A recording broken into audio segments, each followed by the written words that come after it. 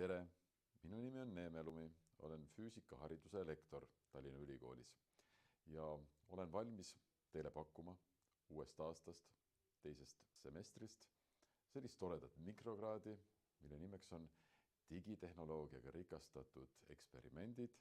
loodusainetes. Me ei tee midagi eriskummalist siin, me teeme läbi kõik erinevad, hästi traditsioonilised katsed, mida kooli loodusainetes, eeskätt füüsikas, kuna on füüsik, siis rõhuasetusega ikkagi füüsikale, et mida füüsika ainetundides tehakse, nii põhikoolis, aga ka gümnaasiumis. Lihtsalt eripära on selles, et me teeme neid eksperimente kasutades moodsaid tänapäevaseid digivahendeid ja lisaks siis ka loomulikult arvutit. Et kui traditsiooniliselt ikkagi igale eksperimendile järgneb ka teatud sellise protokolli koostamine õpilase poolt, siis minu mikrokraadis me üritame teha, või mitte ei ürita, vaid ka teeme protokolli lausa digitaalselt. Et me ei kasuta tükki paberit, oleme ka nii-öelda jätkusuutlikud selles mõttes, et me teeme siis katse läbi ja siis selle järel koostame digitaalse protokolli arvutis, kus on siis kõik olulised komponendid ära toodud, on teooria osa, on loomulikult probleemipüstitus, on hüpoteesid, on katsetamine, katseandmete kogumine ja siis sellele järgneb siis loomulikult ka katseandmete analüüs ja lõpuks kokkuvõtte tegemine. Et me teemegi seda tõesti siis sellisel moodsal viisil ja mis on hästi oluline võrreldes varasemate tegemistega, kus siis kasutati nii-öelda analoogseadmeid, et need katsed tulemused tulevad ikkagi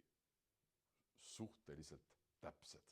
sest seda just see digimaailm võimaldab. Et selles mõttes me oleme ühtpidi traditsioonides kinni, aga me oleme, kuna füüsika ja loodusained ikkagi täppisteadused, et me tahame saavutada hästi võimalikult täpseid tulemusi. Sellel mikrokraadil on oodatud loomulikult kõik loodusainete huvilised, kes tahavad ennast proovile panna, et ei ole kindlasti oluline see, et varasem kogemus nende digivahenditega seoses. Et lihtsalt on oluline, et oleks elementaarne arvuti kasutamise oskus ja loomulikult ka siis ikkagi mingid füüsikaalased algteadmised tulevad kasuks. Muidugi ma räägin ka eelnevalt ikkagi selle teoreetilise raamistiku ära ja siis läheb katsetamisega. Ühesõnaga oodatud on õpetajad ja inimesed, kes tahavad võib-olla õpetajaks õppida, kes tahavad oma karjääris muudatusi teha, pööret teha, et ka need on oodatud ja nagu ma alguses ütlesin, et võimalus on läbi teha põhikooli katseid, põhikooli eksperimente, aga ka kõrgemal tasemel ka gümnaasiumi erinevad katsed. Kõiki neid teadmisi ja oskusi on siis võimalus rakendada oma koolis. Me teame, et Eestimaa koolides on kõik need sensorid iseenesest olemas, aga millegipärast nad ongi jäänud sinna kapiriiulitele tolmuma väga sageli. Neid põhjusi võib olla erinevaid, eks ma võin ka neid kuulda võtta ja neid sellist tagaist, et küsida, millest siis see hirm on tekkinud, kui neid on püütud kasutada, et ma tahangi just julgustada ja harjutada õpetajaid, et nad julgeksid neid kasutada ja ma võin selle üks eesmärkidest, mikrokraadi eesmärkidest on see, et pakkuda kogemust erinevate tootjate sensoritega seoses, et meil ülikoolis on rohkem kasutusel paskosensorid Pasco firma sensorid, aga ma tean, et koolides on rohkem kasutusel Vernieri sensorid. Ja ma tahangi just pakkuda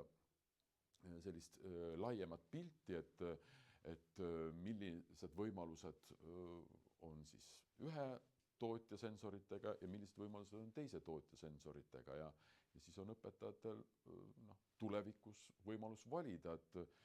milliseid seadmeid nad rohkem tahaksid osta, võib-olla hakata ka siis teisi seadmeid oma koolidesse muretsema, et ei pea jääma ühe tootja juurde, kui inimene näeb, et võib-olla teise tootja võimalused on paremad, visuaal parem ja nii edasi. Ja tõepoolest, et kellel on vähegi huvi, olete väga oodatud ja registreerige end ja kohtume juba jaanuaris.